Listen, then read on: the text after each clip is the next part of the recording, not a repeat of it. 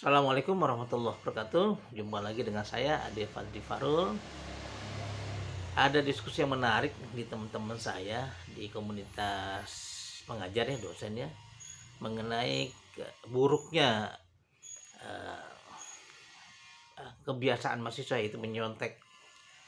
Jadi kalau menyontek itu memang mereka pasti menyontek ketika tidak bisa menguasai soal yang ditanyakan.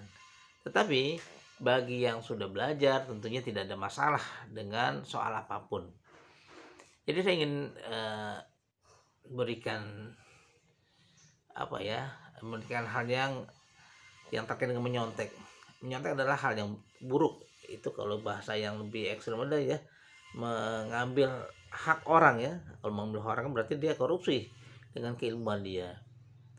Nah, bagaimana caranya ketika kita di SMP, SMA, atau kuliah tidak menyontek? Ya tentunya cara yang terbaik adalah belajar.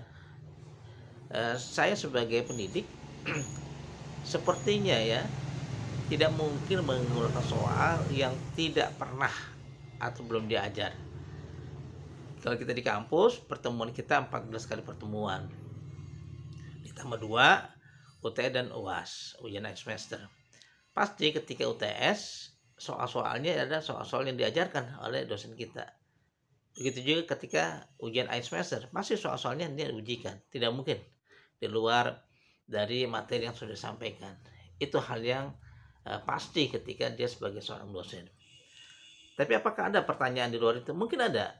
Oleh karena itu, ketika kita menjadi mahasiswa, bukan hanya kepintaran secara textbook yang diajarkan di kelas-kelas yang kita jalankan dari setiap pekan, tapi ada juga hal-hal yang juga harus kita bisa mencari, menelusuri, membaca referensi literatur dari hal-hal yang terkait, misalnya mengenai kondisi politik, sosial, ekonomi, budaya, dan sebagainya.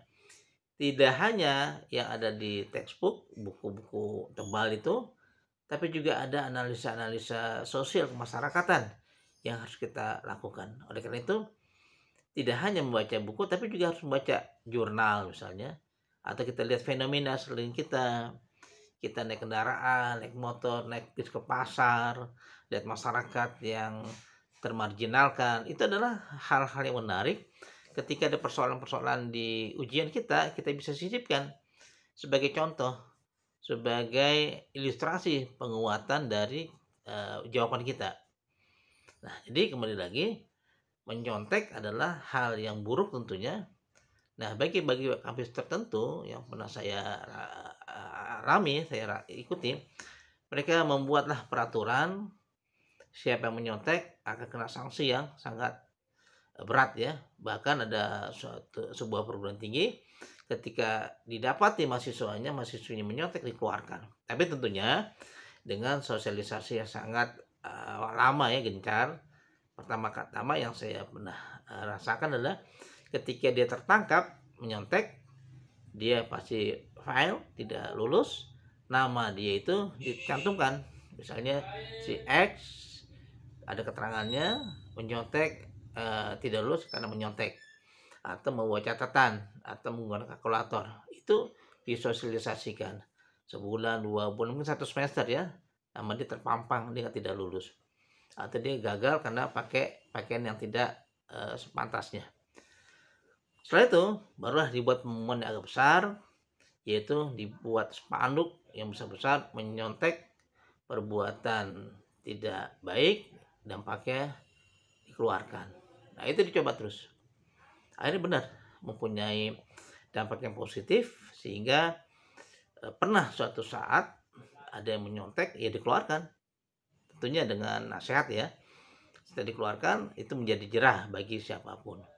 Sehingga orang-orang yang tadinya mempunyai kebiasaan menyontek, akhirnya dikeluarkan. Dipanggil orang tuanya, mungkin perjanjian, SP1, 2, 3. Setelah itu benar-benar dikeluarkan. Dan dampaknya menjadi hal yang tanda kutip mengerikan bagi mahasiswa. Wah, kalau saya cuma nyontek, gagal 1 mata kuliah, berarti saya dikeluarkan. Setelah itu menjadi habit, kebiasaan. Tidak lagi yang menyontek. Karena menyontek adalah kebiasaan yang buruk yang tidak siap ketika menghadapi ujian tengah semester atau ujian akhir semester. Nah, tentunya sanksi yang berat harus kita sosialisasikan, kita berikan waktunya, kita coba kasih terapinya apakah efektif. Setahu saya sih efektif ya. Seperti halnya seperti ini. Ketika kita di Indonesia misalnya Jakarta tidak tertib ya, nyebrang, buang sampah, meludah atau hal-hal yang secara undang-undang dilanggar ya, itu tidak ada sanksi. Tapi coba kalau kita ke negara sebelah, ke Singapura misalnya, ke Jepang, ke Malaysia, dia ada denda yang cukup berat ya. Dan di situ bentuk perilaku kita. Artinya apa? Undang-undang memang memberikan sanksi yang berat dan kita akan hati-hati. Bahkan kalau kita lihat misalnya di negara tetangga kita, dilarang makan permen karet misalnya. Apa dampaknya? Ternyata kalau kita makan permen karet, semua secara teknologi itu kita iseng, kita taruh hasil kunyah permen karet kita nempel lengket dia. Atau juga di tempat duduk ditaruh aja, dia ada iseng ya, ketika duduk lengket dia atau kotor dan sebagainya. Nah, itulah beberapa hal yang kita bisa lihat bahwa kebiasaan itu bisa direm, bisa dieliminasi atau dihilangkan dengan sanksi dan tentunya dengan sosialisasi yang cukup menurut kita sudah bisa diterapkan. Terima kasih. Assalamualaikum warahmatullahi wabarakatuh.